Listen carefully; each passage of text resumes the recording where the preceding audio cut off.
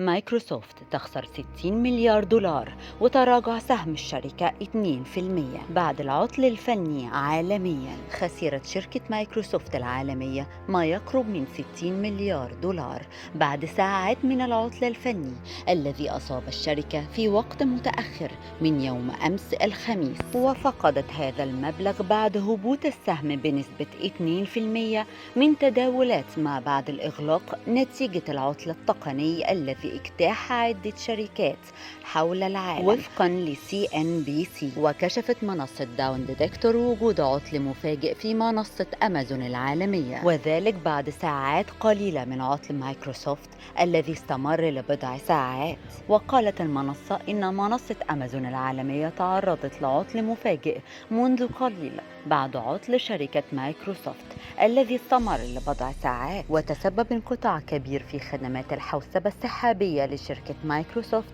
في إلغاء وتأخير رحلات جوية على نطاق واسع في جميع أنحاء العالم، بما في ذلك الهند وألمانيا والولايات المتحدة وأستراليا وعدد من الدول، حيث أثر الانقطاع على العديد من شركات الطيران وأدى إلى تعطيل عمليات الطيران. واشتركوا معنا ليصل لكم كل ما هو جديد. كان معكم بسمة مجدي.